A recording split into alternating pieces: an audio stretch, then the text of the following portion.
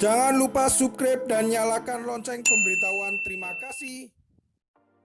Sekarang Sobat Pintar akan membahas mengenai topik benarkah sistem zonasi menghambat peserta didik baru. Tunggu dulu Sobat. Untuk mengetahui hal tersebut, maka Sobat mesti paham dulu mengenai apa itu zonasi, apa saja kekurangan dan kelebihan zonasi. Jadi simak penjelasan berikut ya Sobat.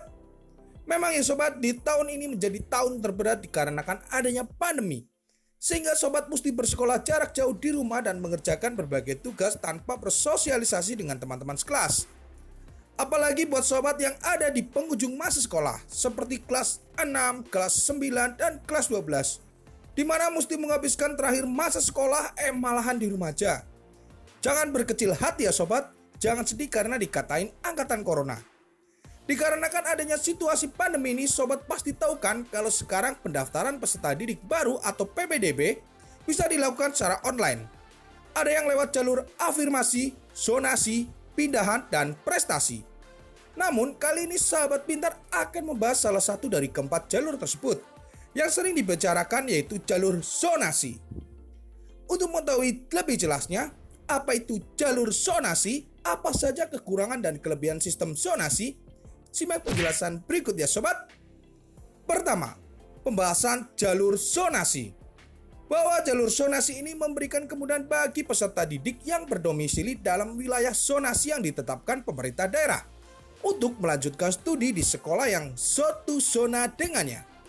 Domisili calon peserta didik ini dilihat dari alamat pada kartu keluarga yang diterbitkan minimal 1 tahun sebelum PPDB. Mendikbud Nadiem Makarim memang tidak menghapuskan jalur PPDB tahun ini. Alasannya dibalik tetap adanya zonasi antara lain untuk memberikan fleksibilitas pada daerah dan meratakan kuantitas dan kualitas guru. Meski begitu, ada perbedaan antara zonasi dalam PPDB tahun 2019 dan PPDB tahun 2020. Pertama, tahun lalu kuota jalur zonasi minimal 80% dengan sisa 20% untuk jalur prestasi dan pindahan. Namun pada tahun ini kuota jalur zonasi dikurangi menjadi hanya minimal 50% dengan sisa minimal 15% untuk afirmasi, maksimal 5% untuk pindahan, dan maksimal 30% untuk prestasi. Kedua, pembahasan kelebihan zonasi. Pertama, sistem zonasi memberikan akses dan keadilan terhadap pendidikan bagi semua masyarakat. Bahwa pemerintah berkewajiban untuk memastikan hak semua anak Indonesia untuk mendapatkan pendidikan terpenuhi. Adanya sistem zonasi dapat menekan kompetisi yang berlebihan untuk memperoleh layanan pemerintahan. Dalam hal ini sekolah negeri. Peserta didik yang berasal dari keluarga kurang mampu tidak perlu memikirkan biaya transportasi jika ia bersekolah di sekolah yang dekat dengan tempat tinggalnya. Kedua, mempercepat pemerataan kualitas pendidikan di Indonesia. Kualitas pendidikan dapat diukur dari kurikulum, sebaran guru dan peserta didik, hingga kualitas sarana dan prasarana. Hal-hal tersebut ditangani dengan basis zonasi. Pemerintah berupaya agar tidak ada lagi sekolah favorit dan sekolah tidak favorit. Dengan begini diharapkan dapat menghilangkan praktek jual beli kursi juga.